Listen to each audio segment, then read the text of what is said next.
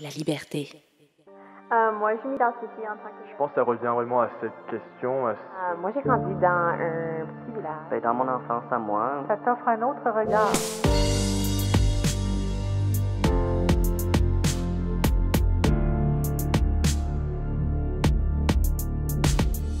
Hey toi, ça t'est déjà arrivé de juste regarder les gens autour de toi, dans la rue, à l'épicerie, au cinéma, d'observer ceux et celles qui t'entourent, en te demandant est-ce que tu les connais vraiment ?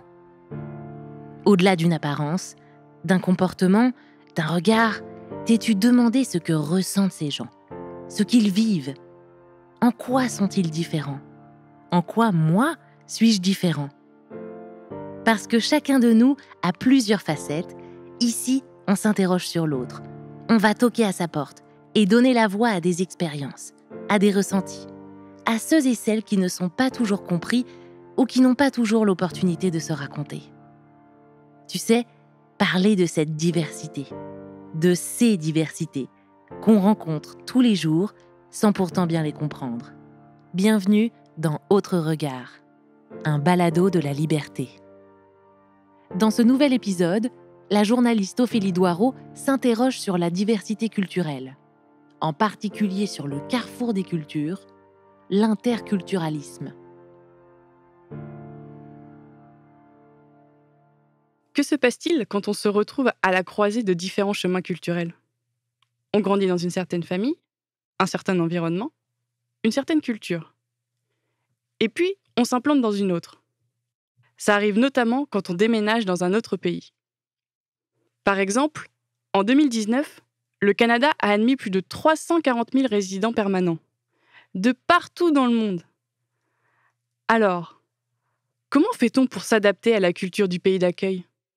On se demande, que se passe-t-il lorsque les différentes cultures se rencontrent ? En gros, je suis arrivé au Manitoba parce qu'à un moment donné de ma vie, j'ai rencontré celle qui aujourd'hui est ma femme. On a rencontré Willis. Il vit au Manitoba depuis plus de 11 ans maintenant. Et comme il le raconte, c'est l'amour qui l'a poussé à quitter son Bénin natal pour venir s'installer définitivement au Canada. Alors, 6 mois ont suffi pour commencer une relation qui finalement a été une relation de longue distance pour quelques autres années. Et enfin, en 2009, on s'était mariés, puis on s'était décidé le choix d'aller vivre au Canada, donc de commencer notre vie au Canada. Et voilà comment, en septembre 2010, je suis arrivé pour la première fois au Canada, au Manitoba, comme résident permanent. 2 choses m'ont vraiment marqué.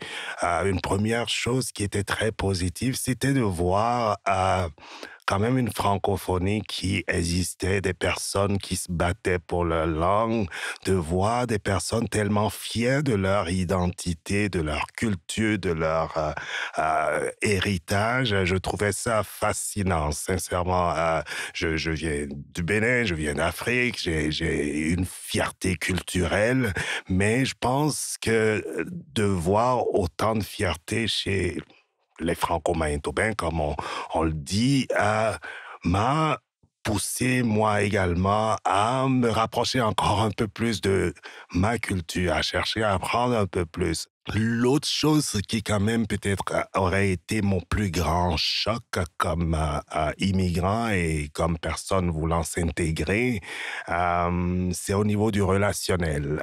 Je me rappellerai toujours un de mes amis, une bonne connaissance à moi qui un jour m'a dit « Écoute, Wilgis, toi, t'es venu à un âge pas vraiment le bon, parce que quand tu passes ta trentaine et que tu arrives ici, les gens ont fini de se faire des amis, ils veulent plus forcément créer de nouveaux cercles, ils ont fait leurs amis à l'école et au collège, l'université maintenant, et puis donc tu vas avoir du mal à te faire ton réseau, à te faire un réseau d'amis. Et Et je pense qu'il avait complètement raison. J'ai beaucoup patiné, je dirais, les premiers mois, les premières années, pour avoir un cercle d'amis, de personnes venant d'ici, de personnes... pas parce que les gens ne voulaient pas, selon moi, m'accepter, mais parce que c'était pas leur priorité de se faire de nouveaux amis. Ils avaient leur cercle, puis ils se sentaient bien dans leur cercle. Comme immigrant, on ne pense pas à ces détails. Moi, j'aurais jamais pensé à cela avant d'arriver ici. De mon contexte culturel, si je sors dans la rue, je me fais des amis, je rencontre une personne, je l'invite à aller prendre une bière, on s'assoit, on prend la bière, et puis si on doit se revoir le lendemain, on va se revoir le lendemain. Je pense que la notion d'amitié est différente partout et elle est différente d'une personne à une autre également, mais ça reste que culturellement et selon certains contextes sociétals, on est plus peut-être porté à créer des amitiés que dans d'autres contextes. Alors, je me suis effectivement rendu compte de cela à ce moment-là, mais je me suis aussi rendu compte du fait que comme nouvel arrivant, comme personne nouvelle dans la communauté, la notion de l'accueil est différente. Dans mon contexte, par exemple, de vie, une nouvelle personne qui vient dans un environnement, dans un quartier, tout le monde l'identifie rapidement comme le nouveau venu et tout le monde va vers lui. Mais j'ai compris qu'en réalité, ici, on s'attend et les gens ne voulant pas vous brusquer s'attendent à ce que nous allions aussi vers eux. Alors, il faut faire ce pas vers les personnes qui sont de la communauté d'accueil, un élément que je ne comprenais pas à mes premiers jours ici non plus. C'est intéressant, comme une valeur, telle que l'amitié, peut être perçue différemment d'une culture à l'autre. Comment on approche l'autre? Comment on devient ami? On a aussi posé la question à Alberto. Il vient du centre du Mexique et il est arrivé au Manitoba, d'abord comme étudiant international, puis comme immigrant, il y a maintenant 17 ans. Les amitiés ici sont tellement profondes. Une fois qu'on a un ami ici au Canada, c'est presque comme avoir un ami pour la vie. Ces personnes-là, sont tellement disponibles à nous aider, nous écouter, nous bien aider à comprendre comment est-ce que les choses fonctionnent ici. Et ils vont être là, toujours, toujours. Mais oui, c'est un peu difficile de nous arriver à ces points-là au début. C'est pas assez facile de gagner ces amis-là dans la première occasion. C'est pas une action rapide, disons, de faire des bons amis. Une fois qu'on a l'occasion de trouver certaines personnes comme des bons amis ici au Canada, je dirais que le niveau de loyauté, c'est le mot, c'est tellement fort. La différence, c'est que les protocoles pour danser l'amitié, c'est un peu différent, pour le dire d'une façon, parce que disons qu'on a une réunion, une fête, et pour la plupart, toutes les personnes à la fête sont latinos. Je dirais que ça va prendre un bon demi-heure pour dire bonjour à tous, parce qu'il faut toucher chaque personne, un bec ici, un bec là, et puis bonjour, bonjour, et puis on passe à la prochaine personne. Et puis s'il y a 10 personnes à la fiesta ou dans la fête, ça prend une trentaine de minutes pour dire bonjour. Et puis une fois qu'on part, ça prend une autre trentaine pour toucher à chaque personne de bec, et puis dire bonjour encore une fois, n'est-ce pas? Alors c'est un processus assez long, mais c'est ça qu'on fait. Et par contre ici, si tu fais une fiesta ou une fête canadienne, avec hi, bye rapide, c'est suffisant. Et puis des fois, on dit rien. On part, on arrive, on part et c'est pas nécessaire de dire quelque chose. C'était aussi fascinant d'apprendre la différente façon dans laquelle les Canadiens ont leur interaction. Je veux dire ça parce que le concept de l'espace personnel est tellement différent, n'est-ce pas? Ici au Canada, l'espace personnel, c'est important. Il faut avoir certaines distances entre les personnes. Et puis, on n'a pas l'habitude tellement toucher, d'embrasser, de faire des petites caresses, tout ça. Et puis, à mon pays, et puis ma culture, la culture latina, c'est tellement important d'avoir ce niveau de contact personnel. Alors, c'est un choc culturel que ça m'a pris quelques temps pour bien comprendre qu'ici, il faut respecter ça, que c'est différent. C'est pas positif, c'est pas négatif, c'est tellement différent. Et il faut s'ajuster, il faut apprendre. Wilgis et Alberto, tout comme d'autres immigrants, ont alors dû apprendre et s'adapter à ces nouvelles notions, celles de leur pays d'accueil, pour tendre à une meilleure intégration. On parle d'amitié ou de proximité. Autant d'éléments qui rentrent en compte lorsqu'on parle de la culture d'un individu. Mais finalement, la culture, c'est quoi ? Dr Barthélemy Bolivar, titulaire d'un doctorat en philosophie et qui s'intéresse particulièrement à la question du multiculturalisme en éducation, tente de l'expliquer. Pour moi, c'est difficile de proposer une définition même de la culture parce que, premièrement, c'est un terme qui est trop englobant.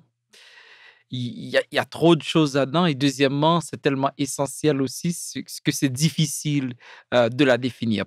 C'est que la culture, c'est vraiment ce qui nous définit, mais parfois pas même comme individu, mais comme individu appartenant à un groupe, comme individu faisant partie d'un agrégat. Et, et cette culture-là, de manière concrète, ce que ça entre dans tout, parce que, bon, si on veut aller avec une définition livresse ou, je dirais même universitaire, ce serait exactement un ensemble et là-dedans, on prendrait que ce soit la religion, que ce soit l'architecture, que ce soit la danse, que ce soit la musique, que ce soit la littérature. Donc, c'est pourquoi je dis que c'est tellement englobant, hein. Partout dans le monde, on mange parce que physiologiquement, on doit manger pour vivre, mais on ne mange pas de la même façon. Donc, c'est là que la culture intervient. La culture intervient dans nos rapports par rapport aux choses, nos rapports par rapport aux idées, nos rapports par rapport aux idéologies et comment, dans un groupe, on va s'associer, hein, à un ensemble. La culture, c'est ce qu'on ne peut pas vraiment définir, mais qu'on vit chaque jour et ce qui permet parfois de nous identifier. Et cela, au-delà de ce qu'on porte, au-delà de ce que les gens voient, au-delà du tangible. D'ailleurs, dans tous les modèles culturels, on parlait du tangible à 20%, des choses que l'on voit, la musique qu'on écoute. Mais il y a un 80% qu'on dit ordinairement, c'est vraiment la masse de l'iceberg, c'est vraiment les racines de l'arbre. Et si on prend, c'est vraiment les autres couches de l'oignon, si on prend ce modèle-là.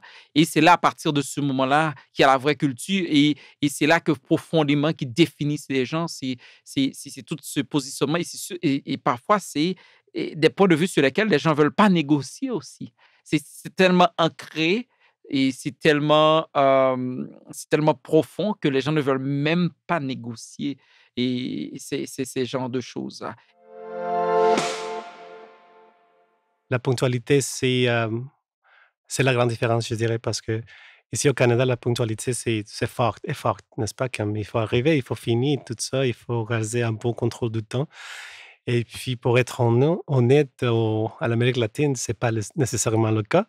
Le temps, c'est une suggestion.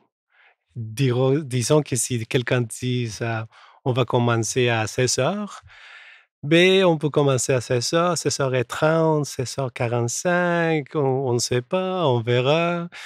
Et puis, moi, j'ai commencé comme ça et j'ai eu mes leçons. J'ai pris l'autobus, par exemple.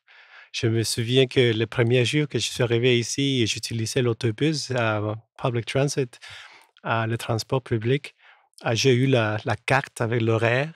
Et puis, il y avait l'horaire qui était tellement précis, comme l'autobus arrivera à 10h35 minutes. Et puis, moi, je dis, vraiment, j'ai appris rapidement que le système de transportation publique fonctionne à l'heure indiquée. Alors, ce sont de petites choses comme ça que de plus un peu changer. Et puis, maintenant, je dirais que je suis tellement ponctuel. Pourrait-on alors définir la culture par des petites choses ? Par des aspects concrets du quotidien ? En fait, avec quoi peut-on comparer différentes cultures entre elles ? Il y a l'anthropologue Hall qui a parlé, par exemple, de la façon dont les cultures traitent la distance. OK? Vous êtes dans une culture plus ou moins mexicaine, hispanophone. Vous allez voir que les gens latines, je dirais, bien sûr, culture latine un peu, que les gens se tapent, hein, se touchent. Et puis, c'est très normal. Et vous arrivez dans un milieu caucasien, Amérique du Nord, mais c'est moins bien vu. Vous gardez vos mains à vous, d'accord? Mais dans d'autres cultures, c'est normal, même la distance aussi. Et Hall va parler de ce qu'on appelle distance publique, distance intime. Et en regardant des gens de loin, on veut comprendre exactement quel genre de relation, la façon dont les gens se parlent, même si vous n'entendez rien. La distance, les gestes vont vous dire beaucoup. Alors là, il y a le traitement de la distance et même, par exemple, dans les entreprises. Hein, vous allez dans certaines entreprises, par exemple en Asie, et quand on parle du management culturel, vous allez voir comment les bureaux sont disposés. Vous allez voir ce niveau de, peut-être dans d'autres milieux, vous allez voir la hiérarchie. Dans d'autres milieux, vous allez voir la collégialité. Hein, qui entre. Donc, n'oubliez pas aussi que les entreprises ne sont pas des vases clos non plus. Hein, ça reflète la culture des gens qui y vivent. Alors, le temps aussi. Par exemple, il y a des amis qui me disent, ben, c'est pas tel temps là, de tel pays ou bien de tel continent. Je veux pas des clichés. Oh, c'est pas le temps africain, mais c'est le temps canadien. Donc, c'est-à-dire comment on voit le temps. Parce que, comme par exemple, ici, une remarque, c'est que déjà 5 minutes avant, c'est comme un retard. Dans certaines cultures, 15 minutes, on peut attendre et on n'est pas pressé. Vous comprenez? C'est comment on comprend le temps. Donc, il y a des cultures qui sont orientées vers la productivité, hein, c'est vite, vite, vite. Il y a des cultures qui sont orientées, par exemple, vers le passé, comme certaines cultures asiatiques, par exemple. Hein. C'est très ancré dans l'histoire, dans le passé. On a tous les mêmes besoins, mais à travers le globe, sur la planète, et même à l'intérieur des cultures, il y a des sous-cultures aussi. Donc, on ne répond pas à ces besoins de la même façon. On ne va pas éduquer un enfant de la même façon. Et ce qui est intéressant aussi qu'il faut comprendre, il n'y a pas de bonne et de mauvaise culture. Il y a tout simplement des cultures. Ce qui est drôle, c'est que les Japonais, ils acceptent que les étrangers, ils comprennent pas leur culture parfaitement, spécialement au début. Alors, euh, ils sont bons à ignorer ces tabous culturels. Par exemple, ça m'a pris probablement 4 ans pour savoir que c'est impoli de boire même de l'eau en avant des clients. Des petites choses comme ça, mais comme il y a personne qui te le dit, il faut que tu le découvres. S'il y a quelqu'un qui te le dit, t'es chanceux, parce que là, c'est de plus faire. Des petits exemples comme ça, comme bouger des objets avec tes pieds, c'est un tabou. Alors, tu apprends ça au fur et à mesure que tu vis dans le pays. Lui, c'est Nicolas, un francophone de Winnipeg, comme il le dit. C'est juste après ses études à l'Université du Manitoba que Nicolas est parti pour le Japon. Il y est resté 5 ans et il a fait l'expérience de ces petites choses du quotidien. Ce qui est drôle, c'est quand j'ai déménagé de Iwate à Aomori, je pensais que ça serait facile à juste changer d'emploi parce que je pensais toujours comme j'étais ici, je déménage, je vais me trouver une job, pas de problème. Mais je suis arrivé là, puis au fur et à mesure que tu vas au nord, il y a moins d'étrangers. Alors, il y a aussi moins d'emplois pour les étrangers. Alors, à travers de ma copine, j'ai été introduit à des pêcheurs et j'ai fait de la pêche pendant environ 8 mois. Puis j'ai vraiment appris le dialecte du Nord quand j'étais là parce qu'il fallait le comprendre pour être capable de comprendre qu'est-ce qui se passait sur le bateau. Alors, c'est pas mal différent. Puis les coutumes, je veux dire, oui, c'est un peu plus différent. Au fur et à mesure que tu vas au Nord, disons que dit simplement, c'est un peu moins formel. C'est comme tout est plus formalisé quand tu arrives à les centres très urbanisés comme Tokyo. Mais alors, ça sent un peu plus chaleureux quand tu es au nord, disons. La langue est différente, puis la nourriture est très différente. Ça, c'est une chose qui me manque beaucoup du Japon, c'est que d'une préfecture à l'autre, mais d'une ville à l'autre, la nourriture est différente. C'est plus une équipe, disons, au Japon. Tout le monde va quitter en même temps le travail. À place de, tu sais, comme le monde va sortir un à la fois. Si tu travailles jusqu'à la fin de la journée, tu vas pas partir en avance de tes collègues. Tout le monde va sortir ensemble. Puis il y a un genre une façon de partir. Il y a toujours le même mot que tu dis quand tu quittes. Alors il y a toutes sortes de coutumes. C'est très formel, disons, comment ils font les choses au Japon. Mon éthique de travail a été impactée. Je suis plus collaboratif avec le monde avec qui je travaille, puis je pense que j'ai appris ça vraiment au Japon. Alors je pense que ça, c'est un gros impact. La sphère du travail semblerait donc être un tout autre monde lorsqu'on se confronte à une autre culture. Willis et Alberto en ont également fait l'expérience. Par exemple, en tant que gestionnaire de projet à une époque, Alberto pensait bien faire en restant très tard à l'ouvrage. Et puis après 2 semaines, mon chef m'a appelé au bureau, il me dit: «Beh, Alberto, on voit que tu restes assez tard au bureau et parce que tu es le gestionnaire de projet, il y a toute l'équipe, dans ton équipe qu'il faut rester jusqu'à ce temps-là. Alors, vous restez tellement tard au bureau et puis, il faut que tu saches qu'ici, la politique, c'est de sortir le travail à 5 heures». Et puis moi, j'étais choqué parce que je me suis dit: «Quoi? Est-ce que c'est possible de faire ça? Est-ce qu'on peut renégocier les dates limites? Est-ce qu'on a la flexibilité? Est-ce que c'est tellement important de sortir à 5 heures de soir de travail?» Et puis pour moi, c'était une expérience, tellement grande parce que et puis une surprise. Je ne dirais pas que ce serait seulement à cause d'incompréhensions culturelles. Je dirais que les incompréhensions arrivent parce que entre des personnes qui vivent ensemble dans une société, il y a des incompréhensions.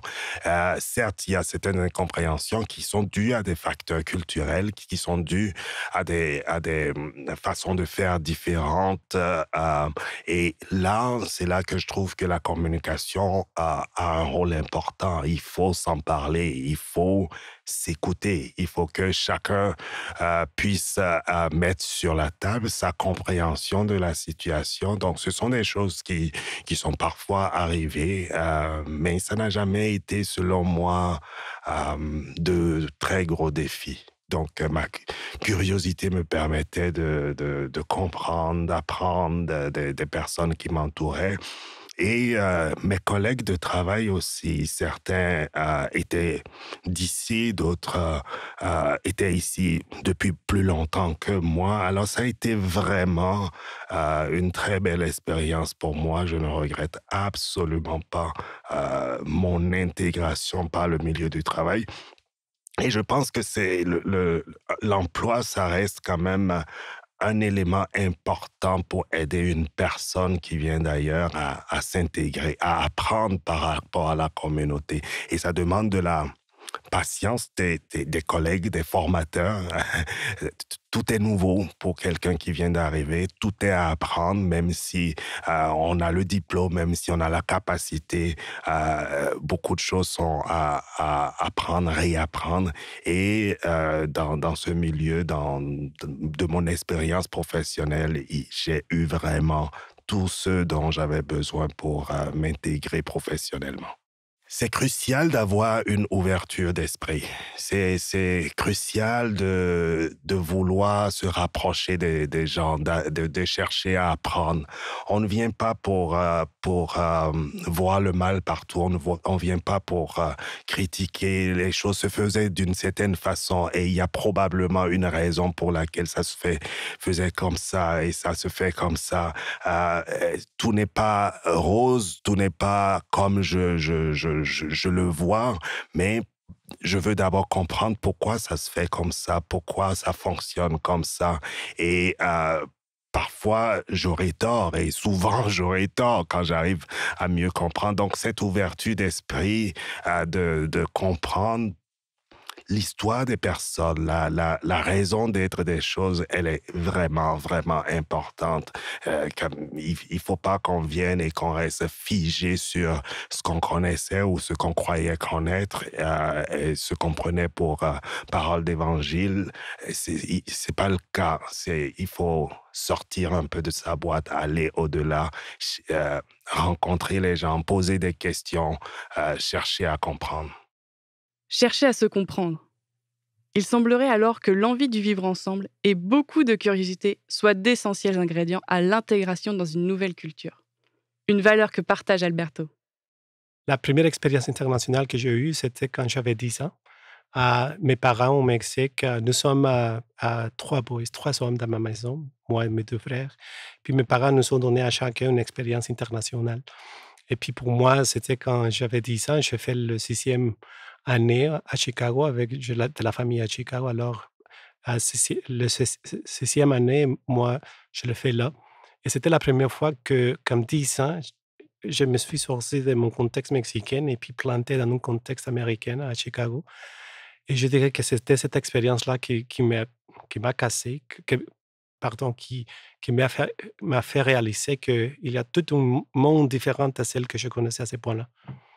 Et puis, tel qu'enfant, à 10 ans, on n'a pas beaucoup de préconceptions construites dans la tête. Et puis, comme petit enfant à 10 ans, c'est naturel qu'on est curieux et qu'on commence à poser des questions. La curiosité, c'est tellement important parce que je dirais qu'au début, tel qu'immigrant, c'est tellement normal à faire des comparaisons. Ton pays versus ou contre le Canada, n'est-ce pas? Comparer la façon de vivre, les costumes, la nourriture, le climat. C'est naturel, c'est normal, mais il faut c'est vraiment important de travailler contre ces réactions et puis vraiment être ouvert à garder une curiosité ouverte pour prendre tous les concepts que tu as pris dans ton pays, le mettre à côté et puis être ouvert à vraiment apprendre, explorer les choses qui existent ici. La société, la culture, comment est-ce que ça fonctionne, les concepts basiques les concepts qui sont importants dans notre vie, par exemple, respect. C'est quoi respect selon les Canadiens? C'est quoi l'amitié selon les Canadiens? C'est la curiosité de vraiment d'éviter de faire des comparaisons et vraiment garder les yeux, les oreilles ouverts pour vraiment écouter et voir comment est-ce que les choses fonctionnent ici. Mais une fois que je suis arrivé ici tel que migrant, la curiosité est comme à 100%, n'est-ce pas? Parce qu'il faut commencer une vie ici. Il faut replanter, questionner le tout. Toutes les choses que je pensais que je savais sont des choses qui sont importantes dans le contexte mexicain, mais pas nécessairement ici. La curiosité, d'accord, est l'une des habiletés les plus importantes dans la compétence culturelle.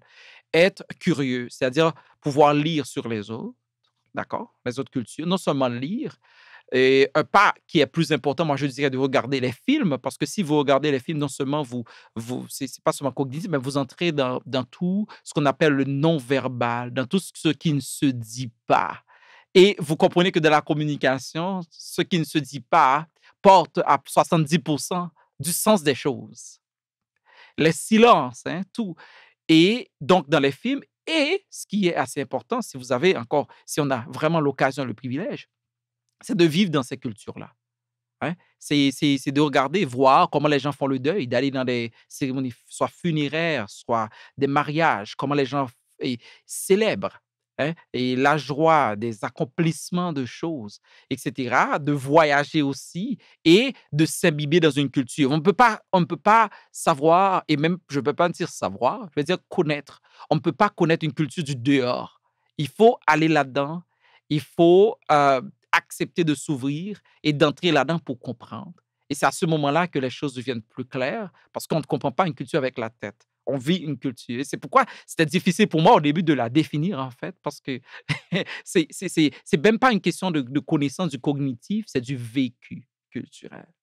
Quand il y a un clash des cultures, c'est exactement quand les gens se positionnent par rapport à un système de valeurs, et parfois les choses qu'on ne voit pas, et c'est normalement ce qui frappe, et notre rôle à tous pour se vivre ensemble, pour cette harmonie, hein, ou bien juste pour ce contrat social. Je veux pas ici citer Rousseau, mais juste pour ce contrat social. Et on a besoin quand même de se comprendre et on a besoin parfois de parler de ces valeurs-là. Et il y a des choses dans une culture, si on ne vous le dit pas, vous n'allez pas le savoir.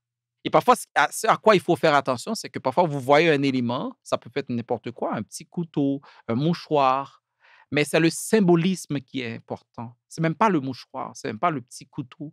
C'est c'est normalement la représentation. Je ne vais pas aller parler d'archétype, mais c'est tout ce grand symbolisme qui se transmet de génération en génération et qui fait en sorte que, même si c'est un petit couteau, il faut le respecter parce que c'est pas juste un couteau pour éplucher une orange, une banane. Ça symbolise quelque chose d'autre.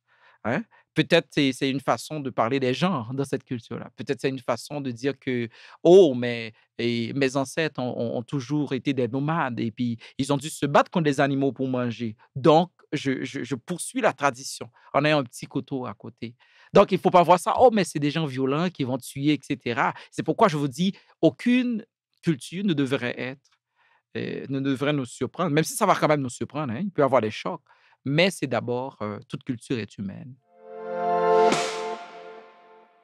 Depuis des années, j'essaie de voir chaque fois en une personne devant moi ce qui fait qu'on se ressemble et non pas ce qui fait qu'on est différent. Parce qu'il y a tellement de points communs. Qu'est-ce que tu aimes faire comme activité? Qu'est-ce que tu aimes lire?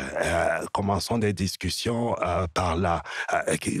C'est quoi ta cuisine? J'adore découvrir la cuisine de partout. Alors, il y a tellement de ressemblances, il y a tellement de belles choses dans ces rencontres qui se font. Et je trouve que nous perdons notre temps dans nos sociétés à voir les différences entre les personnes, les différences qui nous divisent en fin de compte. Quel pas on fait pour se départir de nos préjugés? C'est ça qui est important. À partir du moment où j'apprends à te connaître, à connaître la personne devant moi, ça m'aide à me départir de mes préjugés, voir le bon en cette personne, voir toutes les qualités de cette personne et valoriser cette personne à travers ses qualités, à travers sa culture, à travers son histoire. Ça peut être étonnant, mais ces frustrations culturelles ne sont pas systématiquement de mauvaises choses. Barthélemy Bolivar indique qu'elles peuvent même être nécessaires dès lors qu'une personne cherche à comprendre l'autre.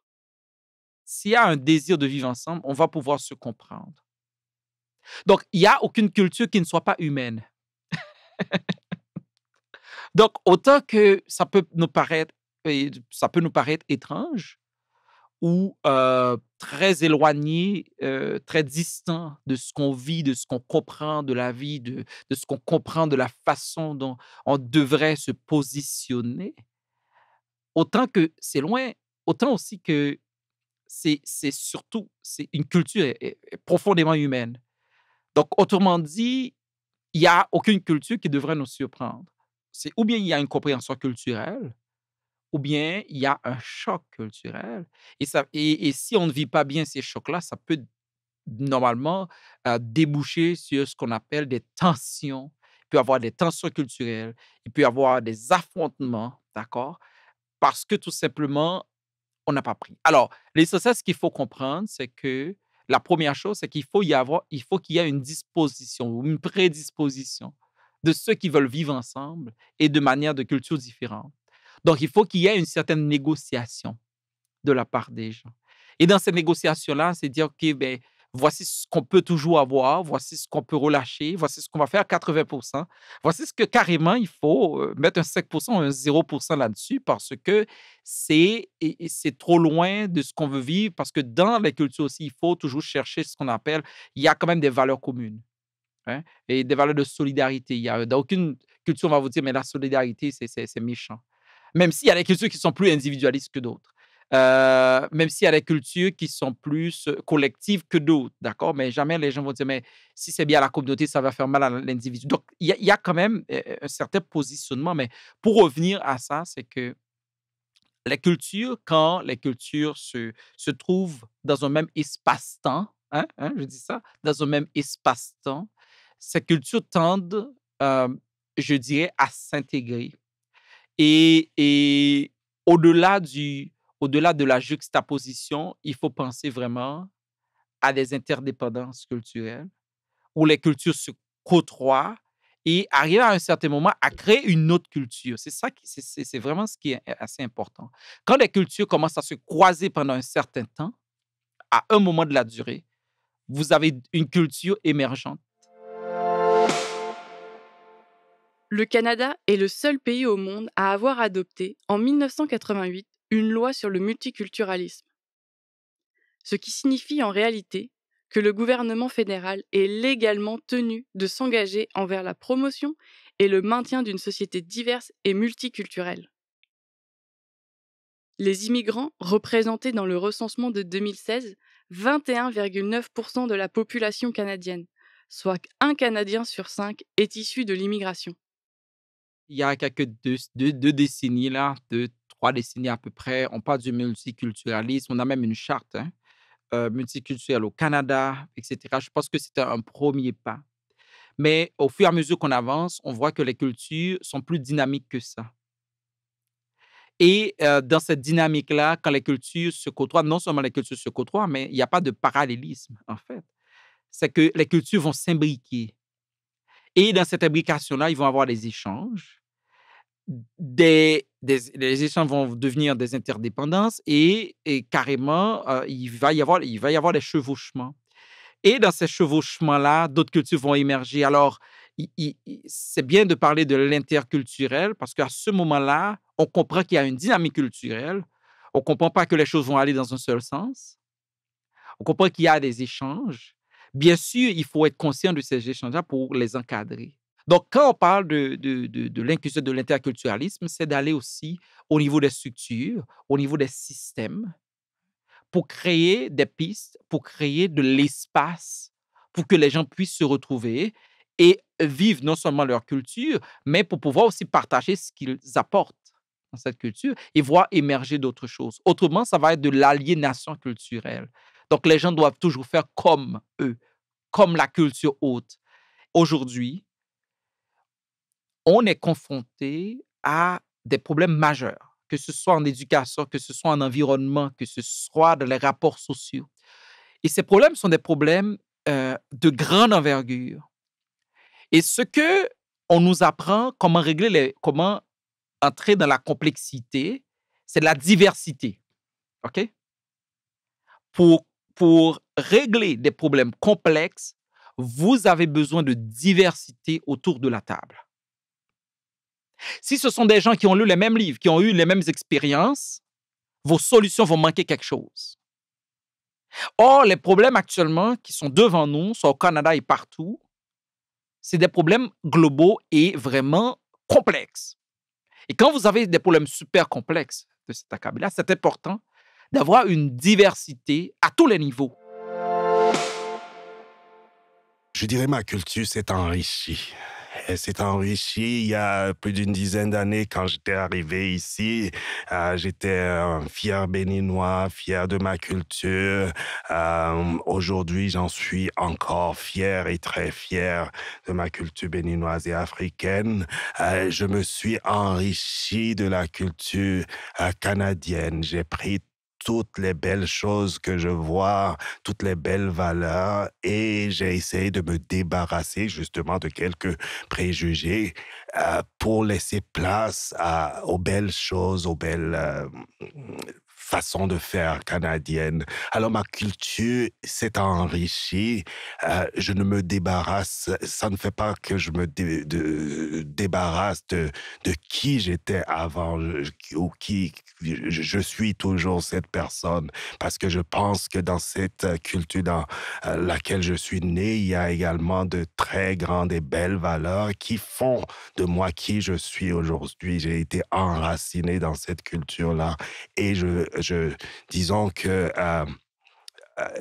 depuis que je suis au Canada, il y a de nouvelles branches à cet arbre que je suis devenu. On se demande alors, est-ce que l'interculturalisme serait un pas vers une meilleure compréhension de l'autre? Vers un meilleur vivre ensemble? Définitivement, définitivement. Parce que qu'est-ce que ça veut dire? C'est qu'il y a une ouverture des deux côtés. Et il y a aussi une disposition d'apprendre l'un de l'autre. C'est surtout, on va devenir ensemble. On va devenir ensemble. Parce qu'avant tout, on est humain. On a les mêmes besoins. Comme j'ai dit au début, là, pour bien comprendre ça, c'est qu'on a les mêmes besoins, OK, comme être humain. OK?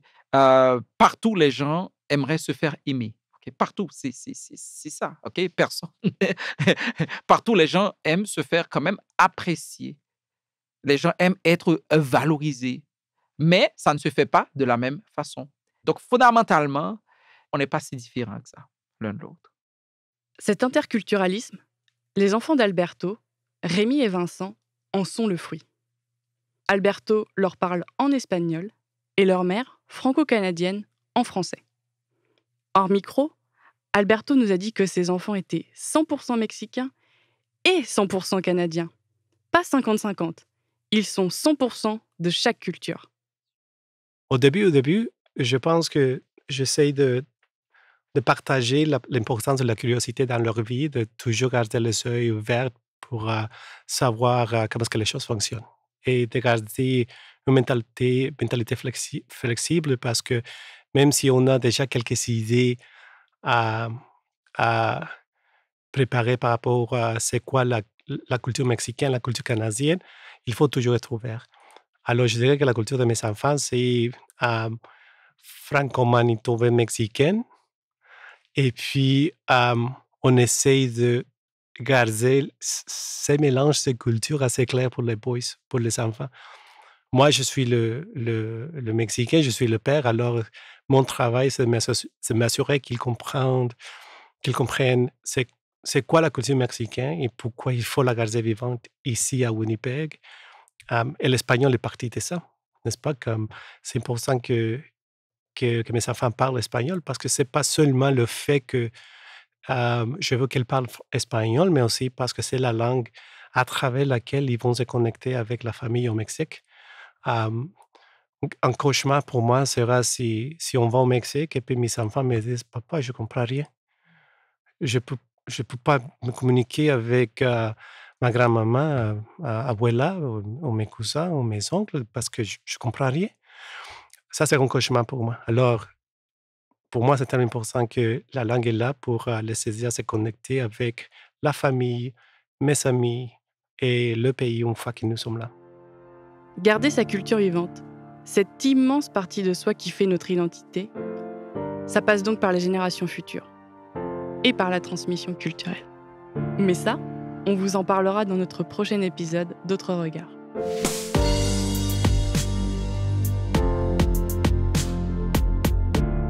Merci à Wilgis, Alberto, Nicolas et au docteur Barthélemy Bolivar d'avoir participé à notre balado et de nous avoir parlé de l'interculturalisme dans cet épisode. Si vous l'avez aimé, si vous avez des questions, des commentaires, dites-le nous sur nos réseaux sociaux et allez nous mettre 5 étoiles sur vos applications d'écoute favorites. Autre Regard est un balado de la liberté. Cet épisode sur la diversité culturelle a été écrit par Ophélie Doireau en collaboration avec moi-même, Morgane Lemay. Mehdi Béredad était à l'enregistrement, Vincent Blé est à la conception sonore et au montage, Tanguy Marten et Abdelhamid Souissi à la conception visuelle et Sophie Golin à la direction. Ce projet audio a été rendu possible grâce à l'appui financier de Patrimoine canadien. Rendez-vous la semaine prochaine pour un nouvel épisode d'Autres Regards.